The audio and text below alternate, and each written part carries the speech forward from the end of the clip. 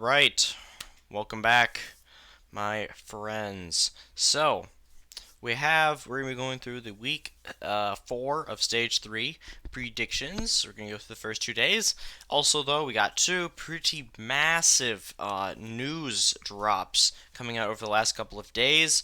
I'll be talking about those right now. Works out well because there's only 3 matches these next 2 days, so spend a little bit more time on the news.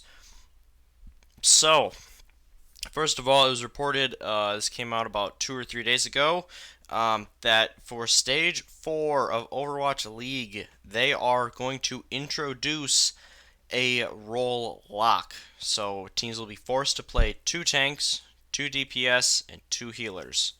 I don't think Overwatch League has come out and said this yet. I would assume that that's going to be today. I would assume they would say it like on the broadcast. I did see it on it was a reliable source. So yeah, seems like we don't know if it's coming to the main game. That will be a whole nother issue and topic for another day. But strictly in terms of Overwatch League, the reports is that for next stage and then the finals as well, there will be a role lock. So that is absolutely massive news.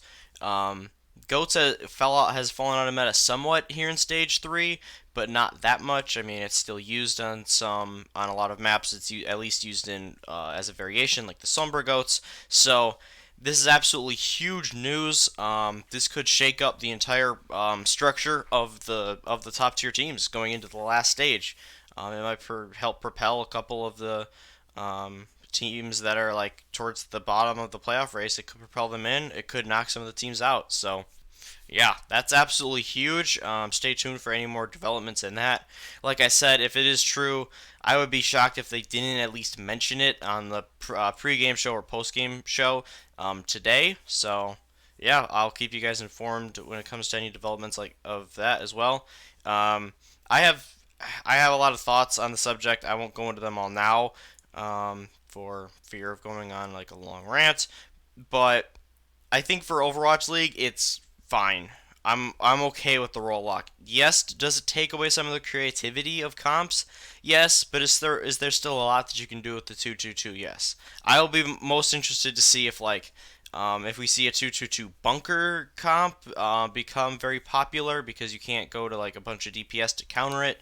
Or if they'll go back more to dive, where you have your Winston along with your Diva. You see more Tracer, Genji, maybe Widow, things like that. That's what I'm most curious about. Like, will Batiste be played at all, or will they go back to the kind of like Zen Mercy, Zen Lucio, things like that? So yeah, a lot of things to think about. That is huge. When I saw that article pop up, I was absolutely stunned. So we'll just have to monitor that development as it progresses. And then the other bit of news, it's sad. Fissure, the main tank for the Seoul Dynasty, has retired. He cited lack of passion for the game anymore.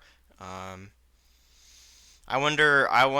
Some people are saying, "Oh, it's because of goats." I don't know, because especially with this news, like goats is going. If the news is true, goats will be dead. Like it'll be impossible to play goats. So, I think he's just kind of burned out in general. He's been playing the game for a lot of years, been through a lot of like drama, a lot of shakeups, been on 3 different teams in his year and a half in the league.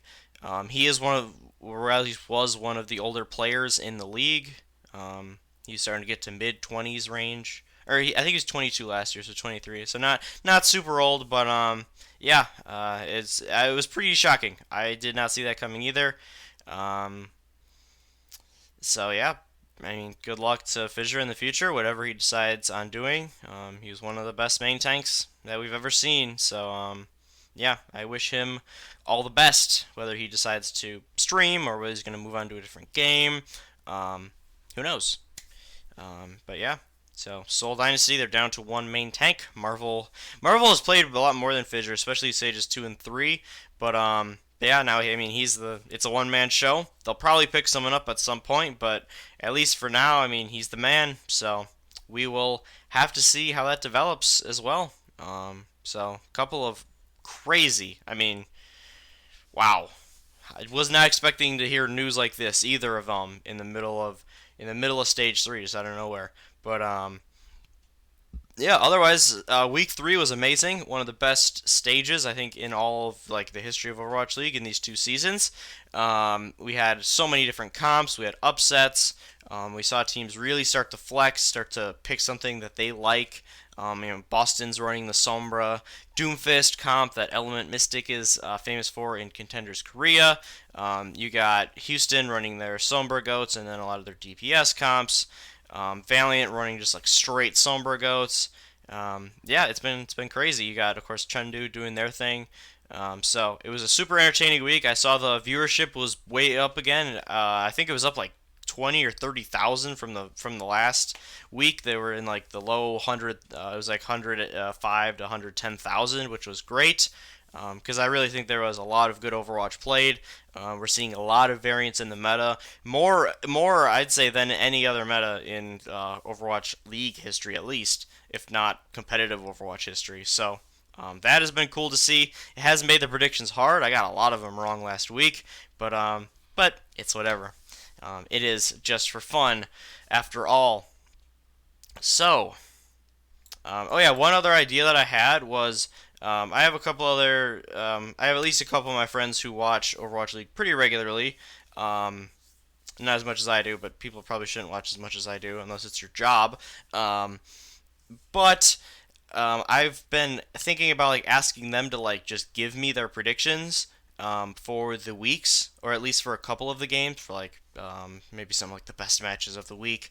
And they would send me a list, and then I would compare it to mine, and then we'd say like, okay, oh, head to head, who's been doing better, similar to what they do on the Watchpoint pregame show, where they'll go over some predictions and compare it with the other people at the desk. So let me know if that would be interesting to you at all. And without further ado, we will run through the predictions for this week real quick. So we got what I think is a really interesting matchup early on. We got Hondros Spark taking on LA Valiant. So both these teams are 4-1. They're pretty much in win this game, and you're basically locked into the stage playoff territory. 5-2 is there's a very good chance that you'll get in, unless your map differential is really bad, and then some things shake out a certain way. But 5-2 is looking really good. I think probably one, maybe two, 4-3 teams will get in this stage. So incredibly important matchup for both teams. Like I said, they're both sitting at 4-1. They've had great stages. Looking at the maps, I like the Valiant here actually. And this might not surprise you guys because I'm still a little bit lower on the Spark than I should be. I'm probably a little higher on the Valiant than I should be. But their Sombra Goats has been really good. It's been super clean. Kariv has been absolutely insane on the Ana, and they've been gelling. And they took space out of the lineup. They've played Shax, and he's just been playing that Sombra, but he's been really good on it. And even taking out a player as great as Space, they've looked really good. So I like their momentum right now. Hanjo has also been playing very well, but I think that their Sombra Goats is a bit better than Hanjo's. So unless the Spark can really perform with some DPS comps and get like quick caps on some maps, I think the Valiant they just have a compositional advantage, and because both teams are playing very well, that's why I'm going to give Valiant the edge. I'm going to say 3-1 Valiant, but at least a couple of the maps are very close. Should be a super entertaining way to start the week.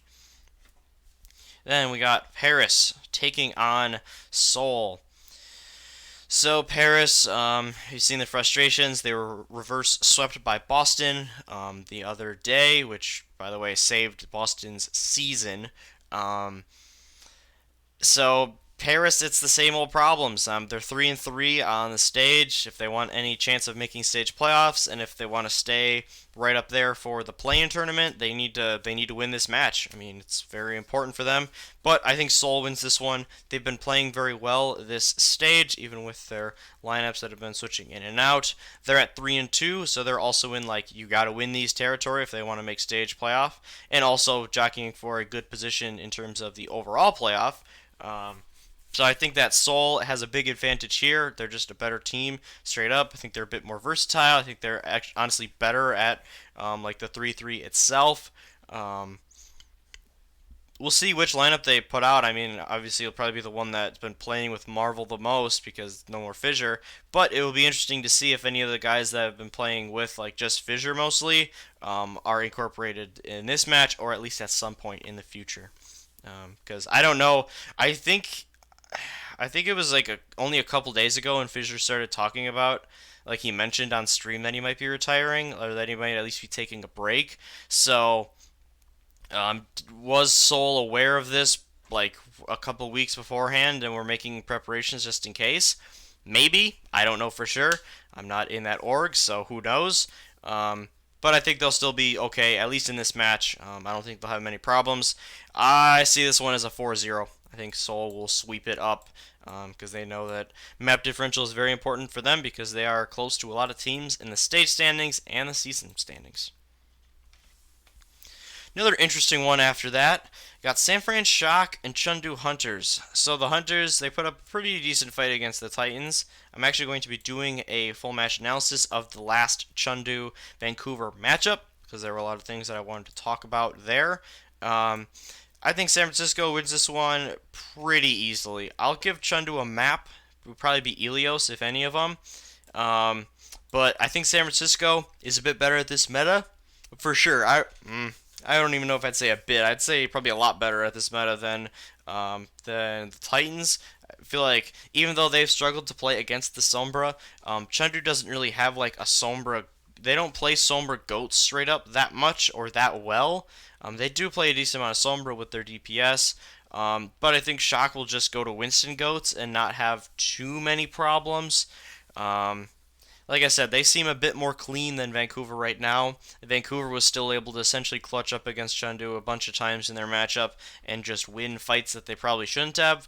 And I think San Francisco will go about the same way. Like I said, I think Chengdu probably takes map 1. They keep most of the maps pretty close, but San Francisco just clutches up and will take it in a 3-1 fashion. And going on to Friday, we got Valiant back in action, taking on the London Spitfire. So again, especially if Valiant loses to Hondros, incredibly important match for them, as well as London for stage playoffs. London is trying to fight for that 5th spot right now. Technically they could get as high up as 4 if they win a couple matches. So they're fighting for that spot in the season playoffs. They're also trying to make it to another stage playoffs. Valiant are trying to make stage playoffs, but then even more important, they're trying to get into that at least that play-in. The play-in tournament, which I think they will. I think they'll get up to probably 8. They could go as high as 10 by the end of the year, depending on what happens next stage. So again, this is a super interesting one. I actually like London here. I was really tempted to pick the Valiant, but London, when they played against New York and they had their it was a pretty epic battle. It went to 5 maps. We saw a lot of DPS-based comps. I think those DPS comps can do pretty well against Sombra Goats. And the Valiant pretty much the problem with the Valiant is when Shax is in, he's not playing D.Va. So you know they're pretty much going to be playing. They're not going to play standard 3-3. I would be absolutely shocked if they played standard 3-3 with that kind of lineup. So I think it goes to DPS. Can Valiant match up with them in terms of DPS? Yeah, they could whip it out, and they have some. I mean, KSF is a very capable Widow. Agilities is nuts on projectile. Shax is a DPS player, but I still like London there. I mean, Birdring, Prophet, who I still think is the best overall player in the world. So I like London there. You get Gesture over on that Winston a little bit more, and he really shows why he's one of the best. And yeah, I got London taking this one. I'll say it goes to 5. I think this is a super competitive series, but I got London clutching it out in the end. And we got Toronto taking on the Gladiators. So, if this news is true, I think Vancouver probably it will be the biggest impact for because I mean they're such a good 3-3 team. San Francisco obviously is going to impact them a great deal too, and I think also the Gladiators because the Gladiators have been playing besides on Paris, they've been playing pretty much straight 3-3 for weeks and weeks and weeks for like a stage and a half now.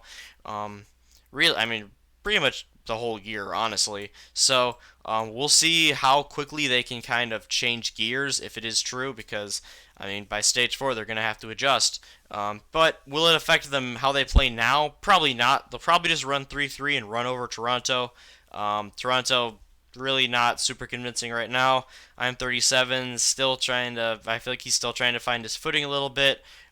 Whether it's Shark or Yakpun on there, I don't love their chances in the Ryan v Ryan matchup.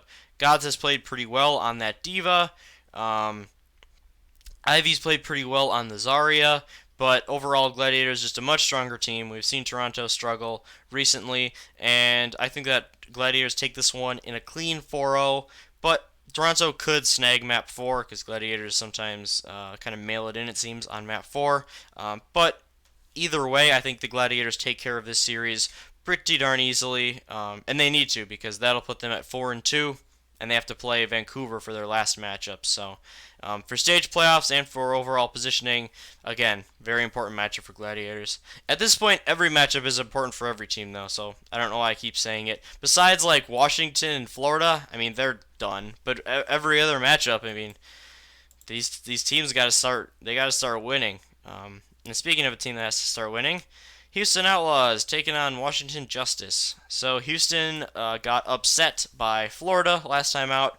That was a bad blow. It knocked them to 3-2 on the stage. And also in terms of the overall playoff, they're about a game and a half now behind the other teams that are all right around that number 12 spot. So again, it's another weaker opponent in the Justice. I mean, Houston, you gotta win this one. You cannot afford to lose this match. And honestly, this one kind of scares me for Outlaws, for the Outlaws' sake, because map-wise, oh man, Eichenwald, Volskaya, Houston's had issues on there, and Washington's shown flashes. In the end, I still think Houston wins this one. I don't think there's going to be a lot of captures in this because Washington has had good defenses but bad offenses, and Houston is generally more of a defensive team as well, at least over the history of their org. So I think that on Volskaya, you might not even see a double cap. You might see a full hold or two come in there. Who knows? Eichenwald could take a while for first point to be capped, and I wouldn't be surprised if either team gets stopped by the bridge. So this one could get super interesting. I'm actually gonna say Houston takes it 2-1. I see a tie on Volskaya, and then Washington, if they're gonna take one, it's either gonna be map 1 because they've been a lot better on the control maps, or it's going to be map 3 because they can run some wacky stuff on Eichenwald.